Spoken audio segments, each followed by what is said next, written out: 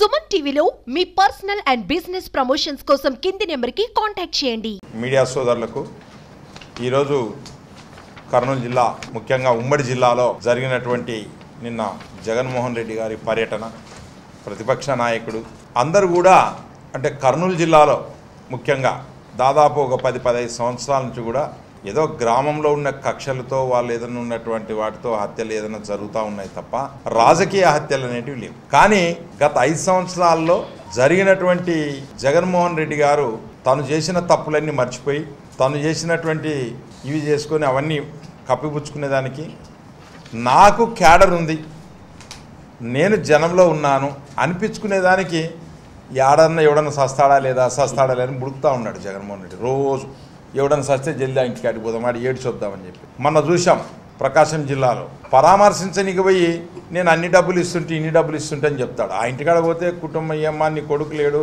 నీ చనిపోయినాడు, నేను ఉంటానమ్మా భయపడొద్దని చెప్తారు. నన్ను అమ్మఒడి రాలేదు చూడి, నాయన బడి రాలేదు చూడి అని చెప్తా ఉన్నాడు. అంటే కేవలం ప్రజల్లో ఉండాను, నేను ప్రజల్లో నన్ను ఎక్కడ మర్చిపోతారనే ఉద్దేశం తప్ప ఏం లేదు. నిన్న సీతారామపురం శ్రీశైలం నియోజకవర్గంలో ఆ గ్రామంలో వచ్చారు. అక్కడ చంద్రబాబు నాయుడు లోకేష్ గారు పని కట్టుకొని ఆ గ్రామంలో ఒక వార్డు నాయకుడిని చంపిస్తారా?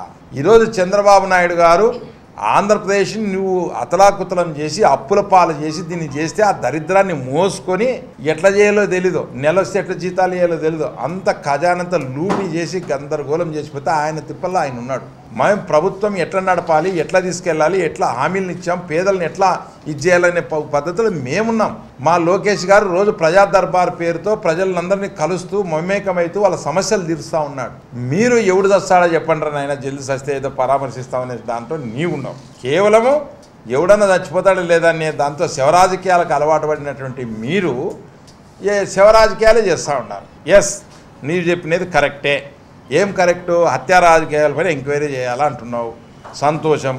మరి మీ చిన్నాయన దాని మీద చేద్దాం. ఫస్ట్ నీ కుటుంబంలో జరిగింది, నీ కాన్స్టిట్యున్సీలో జరిగింది. ఆడ ఫస్ట్ మీ చిన్నాయన బాబాయ్ హత్య కేసు మరి నువ్వు సీఎంగా ఉండి ఏం చేయకపోతేవి, అది సిబిఐకి పోతే కూడా సిబిఐని ఆపుతీవి, కోర్టులో ఆపుతా ఉన్నావు. ముందు నీ కుటుంబంలో ఏం జరిగింది, మీ చిన్నాయని చంపిన వాళ్ళు ఎవరో తేల్చండి ఫస్ట్. ఈరోజు మేము తెలుగుదేశం పార్టీగా అధికారంలోకి వచ్చిన తర్వాత కర్నూలు జిల్లాలో జైరా స్టీల్ ప్లాంట్ ఎట్లా చేయాలని నిన్న మా భరత్ గారు మంత్రిని ఎంటబడి చంద్రబాబు నాయుడు గారు మళ్ళీ దాన్ని ఓపెన్ చేస్తూ ఉన్నారు. కర్నూలు జిల్లాలో ఇరిగేషన్ ప్రాజెక్టులు ఎట్లా తీసుకురావాలని చూస్తూ ఉన్నాం మేము. లేకపోతే ఇక్కడ ఐడీసీ ప్రాజెక్టులన్నీ దిక్కు దివానంలే, కరెంటులే, మోటార్లే, నదిలో నీళ్లు పోతా ఉంటే కళ్ళకి ఇది వస్తూ ఉంది. ఒక్కటన్నా నీవేమైనా చేసినావా? అసలు కర్నూలు జిల్లాలో కేవలం చావు పేరుతో ఈరోజు వస్తా ఉన్నాం. జూన్లో బొమ్మిరెడ్డిపల్లెలో మా నాయకుడిని చంపారు. మా ప్రభుత్వం వచ్చినా కూడా మా నాయకుడిని మీ వాళ్ళు చంపారు. మరి దానికి జగన్మోహన్ రెడ్డిని అరెస్ట్ చేయమని చెప్పాలన్నా మేము? మీరే చెప్పండి. కేవలం రాజకీయంగా నేను ఉన్నాను, నా ఉనికి ఉంది, మా పార్టీ ఉంది అని నీ క్యాడర్కో కార్యకర్తలకో ప్రజలకో అట్లా ప్రజల్లో ఉన్నానని చెప్పుకునే దానికోసమే చంద్రబాబు నాయుడు గారి పైన, లోకేష్ గారి పైన, లేక మా నాయకులు అక్కడ లోకల్ ఎమ్మెల్యేల పైన నువ్వు రాళ్ళేస్తున్నావు తప్ప తెలుగుదేశం పార్టీగా మేము మాకున్నటువంటి సమస్యలు, మాకున్నటువంటి ప్రజా సమస్యల్ని మేము ఎట్లా చేయాలా, ఏం చేయాలని చెప్పి మేము ఆ పనిలో ఉన్నాం. మమ్మల్ని నమ్ముకున్నటువంటి ప్రజలు మ్యాండేట్ ఎందుకు ఇచ్చారు?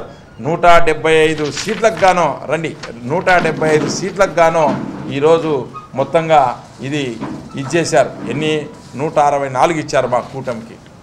ఈ రోజున మేము ప్రభుత్వాన్ని ఒక గాడిన పెట్టి ఫ్రీ ఇసుక, లేక పెంచినటువంటి పెన్షన్లు, లేక మళ్ళీ ఫ్రీ బస్సులు ఇవన్నీ ఎట్లా తీసుకురావాలనే ఆలోచనలో తప్ప మేము వేరే దాంట్లో ఏమి లేవని తెలియజేస్తున్నాం. అలాగే ఇప్పుడు ఎమ్మెల్సీ బీటీ నాయుడు గారు చెప్తారు. జిల్లాలో కొన్ని రాబందులు అన్నీ వచ్చి షూట్ చేయడం జరిగింది. మామూలుగా రాబందులు ఎక్కడ ఉంటాయి? శ్మశానాలలో ఎక్కడ శవాలు ఉంటే అక్కడ ఉంటాయి. అట్లా వీళ్ళంతా ఈ దండుపాలెం బ్యాచ్ ఈరోజు వచ్చి లా అండ్ ఆర్డర్ గురించి వాళ్ళు మాట్లాడుతుంటే దండుపాలెం బ్యాచ్ వచ్చి మాట్లాడినట్టుంది.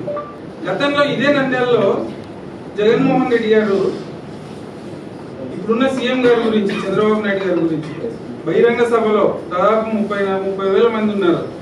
కాల్ చేసిన పాపం లేదని ఈ దుర్మార్గుడు ఈరోజు లా అండ్ ఆర్డర్ గురించి మాట్లాడడం చాలా హాస్యాస్పదంగా ఉంది. గుర్తుపెట్టుకోవాలి, నిన్న గీడ మా సీఎం గారు కానీ మా లోకల్ ఎమ్మెల్యేలు కానీ ఊకే కనుసైగా చేస్తే మీరుండేదాడు అంతా 200-300 మందిని పెట్టుకొని నువ్వు ఊగులాడుకుంటూ వచ్చినావు.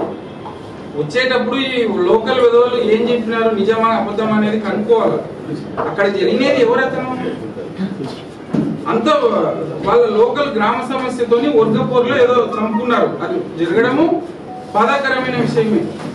అట్లన్నీ తెచ్చి నువ్వు అది తెలుగుదేశం పార్టీని నెత్తి మీద పెట్టి నువ్వు ఏదో లబ్ధి పొందాలంటే మాత్రం సహించేది ఊరుకుండదు. రాబోయే కాలంలోనైనా ఇటువంటివి మానుకొని ప్రజలకు అందుబాటులో ఉండి నువ్వు ఏదైనా రాష్ట్ర డెవలప్మెంట్ లో పాలు పంచుకోవాలని చెప్పి నేను ఈ పత్రికాముఖంగా ఆ ఎక్స్ సీఎం గారికి ఎక్స్ ఎమ్మెల్యేలకు నేను ఈ పత్రికాముఖంగా తెలియపరుస్తున్నాను.